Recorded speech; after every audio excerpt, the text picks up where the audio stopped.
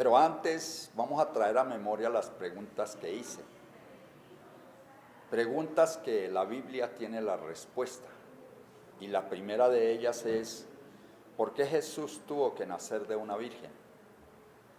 Usted encontrará la información amplia en las Sagradas Escrituras. La segunda pregunta que tenemos es, ¿por qué tuvo que ser tentado por Satanás? De la misma manera, la Biblia tiene la respuesta. La tercera pregunta es, ¿por qué Jesús tuvo que resucitar en el tercer día, no en el cuarto ni en el segundo día? Ya he mencionado que la Biblia nos da la enseñanza acerca de esta pregunta. La otra pregunta que nos da la Sagrada Escritura, o sea que hallamos en la Biblia, ¿cuál fue el hecho más trascendental que se diera mientras Jesús estaba en la cruz? También la respuesta está en la revelación que Dios nos ha dado. La Biblia nos permite aprender que todos los hechos dados a través de las personas como instrumentos en las manos de Dios está o se cumple en nuestro Señor Jesucristo mientras Él fue a la cruz. Para esto hallamos el capítulo 53 del libro de Isaías, donde se centra toda la obra redentora, que dice la palabra: ¿Quién ha creído a nuestro anuncio y sobre quién se ha manifestado el brazo de Jehová?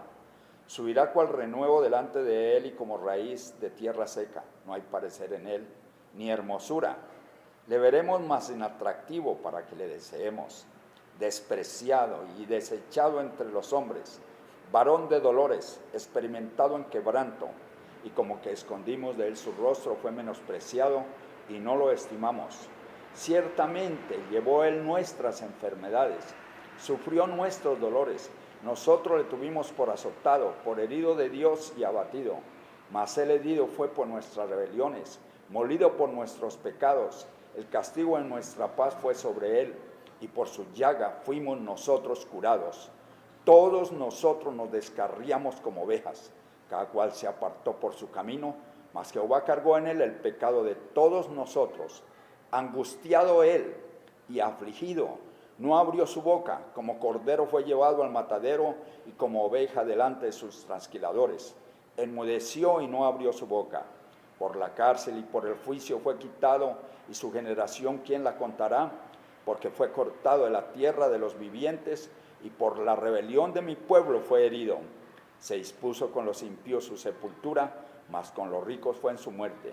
Aunque nunca hizo engaño, aunque nunca hizo maldad, ni hubo engaño en su boca, con todo eso Jehová quiso quebrantarlo, sujetándole al padecimiento, cuando haya puesto su vida en expiación por el pecado. Verá linaje, vivirá por largos días, y la voluntad de Jehová será en su mano prosperada. Verá el fruto de la aflicción de su alma, y quedará satisfecho. Por su conocimiento justificará mi siervo justo a muchos, y llevará las iniquidades de ellos. Por tanto, yo le daré parte con los grandes, y con los fuertes repartirá despojos, por cuanto derramó su vida hasta la muerte, y fue contado con los pecadores, habiendo él llevado el pecado de muchos, llorado por los transgresores. Así que la Escritura nos permite aprender que Cristo nació para morir, no para otra cosa, no para montar empresas, no para tomar otros hechos a favor de la humanidad. Lo único que Él nació fue para morir por la raza humana y de esta manera reconciliarnos con Dios. Por eso en Jesús se cumplen las promesas y pactos que Dios diera a Israel. Y se centra en Israel, en cada uno de los personajes que tiene que ver con esta nación.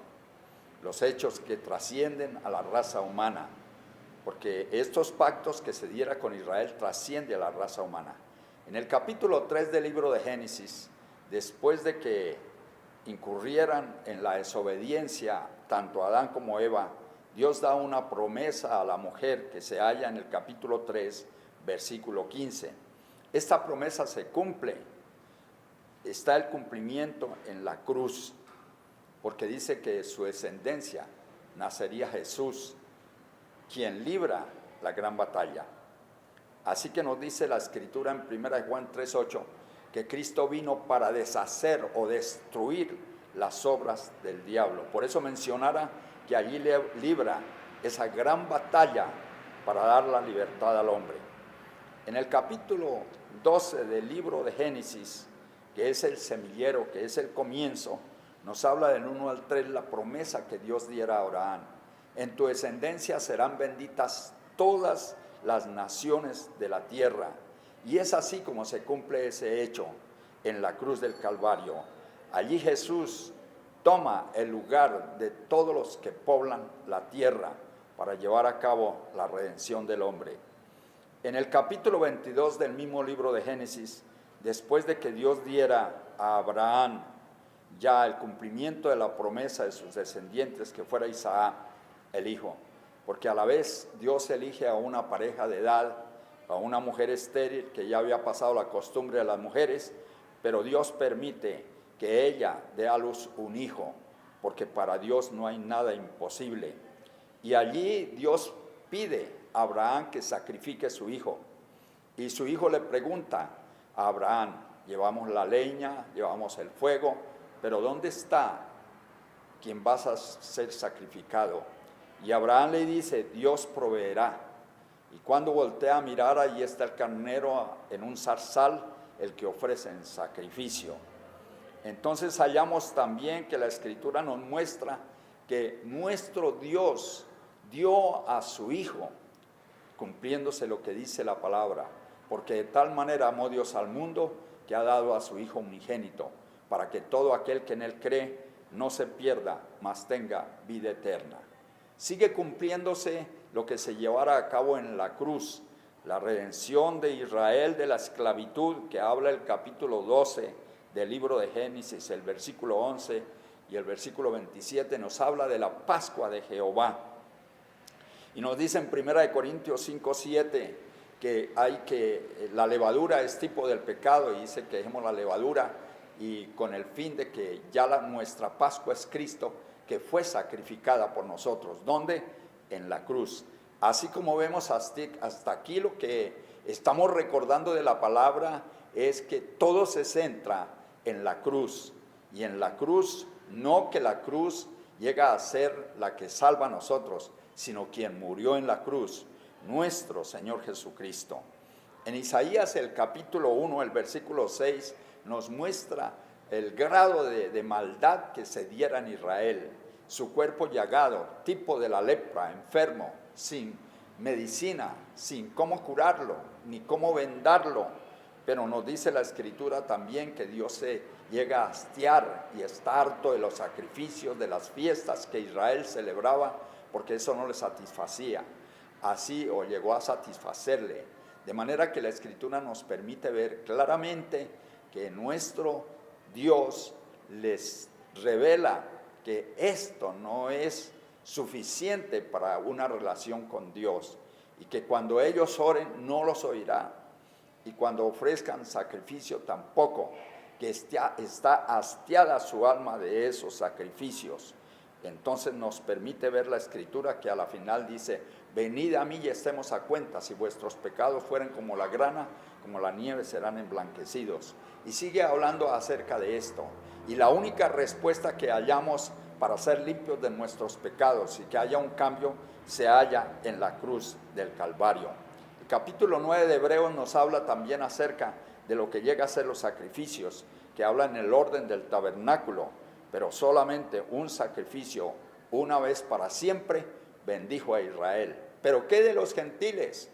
Cuando todos los pactos y todas las promesas fueron con Israel, estábamos fuera, como nos dice la Escritura. Pero Jesús allí en el Calvario, con su muerte en la cruz, produce un cambio en la historia de nosotros los gentiles. Y nos dice el libro de Efesios, capítulo 2, del versículo 1 al 27, que Jesús en la cruz hizo de los dos pueblos uno solo, uniéndonos. Una pared literal que existía separando a los gentiles de los judíos es derribada, y ahora Jesucristo en la cruz nos da a nosotros el privilegio de ser parte de Israel. Aunque estábamos sin promesas y sin Dios en el mundo, pero ahora Cristo nos une. Así que ya viene la bendición que ha dado el Señor a nosotros los gentiles.